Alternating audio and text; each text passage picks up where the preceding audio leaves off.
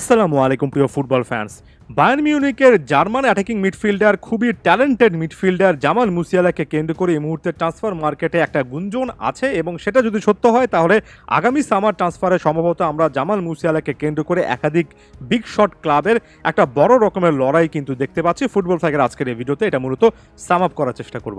এই মুহূর্তে বড় একটা খবর হচ্ছে জামাল মুসিয়ালাকে কেন্দ্র করে 100 মিলিয়ন ইউরো ছাড়ানো একটা বিডের নাকি প্রিপারেশন এই মুহূর্তে ম্যানচেস্টার সিটি নেওয়া শুরু করেছে এবং আগামী সম্ভবত সামার ট্রান্সফারে তারা এই বিডটা বায়ার্ন মিউনিকের টেবিলে প্রেস করতে পারে বা তারও আগে থেকে আলোচনাটা শুরু করতে চায় এমন একটা আচরণ দেখাচ্ছে। এখানে ক্লিয়ারলি আরও একটা জিনিসের কথা ইংলিশ মিডিয়া বারবার করে বলছে, কেভিন ডি ব্রুইনা অতি সম্প্রতি আরও একবার ইনজুরি পিক করেছেন এবং গত সিজনে একটা লম্বা সময় কেভিন ডি ব্রুইনা ইনজুরির কারণে খেলতে পারেননি। এর আগের সিজনেও কিন্তু সমস্যাটা ছিল। বর্তমান সময়ে এসেও কিন্তু কেভিন ডি ব্রুইনের ইনজুরি ইস্যুটা ঘন ঘন দেখা যাচ্ছে। 33 বছর বয়সী এই প্লেয়ারটা সৌদি প্রো লিগের কোনো একটা ক্লাবে যাবেন এমন টাইপের গুঞ্জনের মাঝেই কিন্তু ম্যানচেস্টার সিটিতে থেকে গিয়েছেন, তবে এটা কোনো একেবারে লং টার্ম সলিউশন ছিল না। ডি ব্রুইনা ম্যানচেস্টার সিটি ছাড়বেন এটা নিকট ভবিষ্যতের ব্যাপার। এখানে 33 বছর বয়সটা একটা বড় রকমের ফ্যাক্ট, তাই লং টার্ম সাকসেসর খুঁজতে হবে ভবিষ্যতে ওই পজিশনে ইয়াং কাউকে আনতে হবে এবং সেখানেই নাকি জামাল মুসিয়ালাকে Manchester City coach Pep Guardiola অনেক আগে থেকে দেখছেন। 21 বছর বয়সী খুবই ট্যালেন্টেড এই মিডফিল্ডার বা বলা উচিত অ্যাটাকিং মিডফিল্ডার কেভিন ডি ব্রুইনার একেবারে লাইক ফর লাইক সাবস্টিটিউশন এখানে হতে পারেন।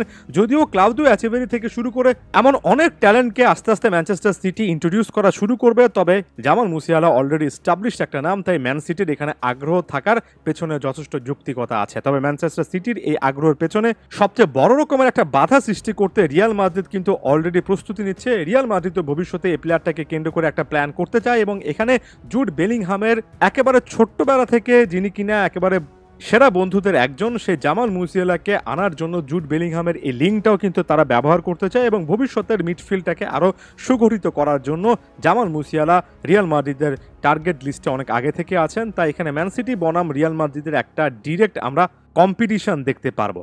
তবে এটাই শেষ কথা নয়, বায়ার্ন মিউনিক কিন্তু একেবারে চুপ করে বসে থাকবে না। বায়ার্ন মিউনিকের সঙ্গে Jamal Musiala already contract negotiation চলছে এবং বায়ার্ন মিউনিক খুব বেশি করে চাইবে জামাল মুসিয়ালাকে ধরে রাখার জন্য যা যা করা দরকার সকল কিছু করা অন্তত শুরু করতে।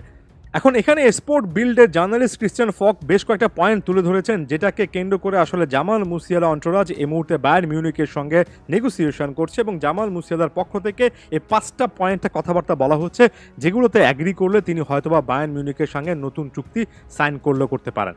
নতুন চুক্তির কথা কেন বলা হচ্ছে? কারণ জুন 30, 2026 পর্যন্ত চুক্তি আছে। 2026 পর্যন্ত চুক্তি থাকা মানে আগামী বছর সামার ট্রান্সফারটা আপনার চুক্তি নবায়ন না করলে শেষ বছর এই সময়টাতে আপনাকে তাই বিক্রি করে দিতে হবে, না হলে 2026-এ আসলে তিনি ফ্রি এজেন্ট হয়ে যাবেন। অর্থাৎ বায়ার্নের জন্য এই মুহূর্তে কন্ট্রাক্ট নেগোসিয়েশনটা করা খুবই গুরুত্বপূর্ণ একটা ব্যাপার। এখন এই 5 পয়েন্টটা কি? প্রথম পয়েন্টে বলা হয়েছে যে জামাল মুসিয়ালা নাম্বার 10 রোলে প্লে করতে চান এবং নাম্বার 10 রোল কেন্দ্রিক একটা সিস্টেম বায়ার্ন মিউনিকে দাঁড় করাতে হবে এবং জামাল মুসিয়ালা বিলিভ করেন টমাস মুলার লম্বা একটা সময় বায়ার্ন মিউনিকে যে সার্ভিসটা দিয়েছেন সেটা একেবারে মুসিয়ালাই দিতে পারবেন এবং তাকে কেন্দ্র করে ওই নাম্বার 10 ভিত্তিক একটা সিস্টেম আসলে দাঁড় করানো উচিত। দ্বিতীয় যে দাবিটার কথা বলা হয়েছে সেটা হচ্ছে ইন্টারন্যাশনাল মার্কেটে বায়ার্ন মিউনিককে যখন প্রেজেন্ট করা হবে তখন স্পন্সরশিপ ডিল থেকে শুরু করে এক কথায় পোস্টার বয় যেটাকে বলে মূল বিজ্ঞাপনী প্রচারণার মুখ সেটা জামাল মুসিয়ালা হওয়া উচিত। অর্থাৎ তাকে কেন্দ্র করে আরও অনেক বেশি করে বিজনেস ক্যাম্পেইন চালানো উচিত যেখানে বায়ার্ন এবং মুসিয়ালা দুজনেই লাভবান হবেন। তৃতীয় একটা পয়েন্ট হিসেবে বলা হয়েছে জামাল মুসিয়ালা বিশ্বাস করেন বায়ার্ন মিউনিকের উচিত তাদের স্কোয়াডটাকে আরও বেশি করে শক্তিশালী করা।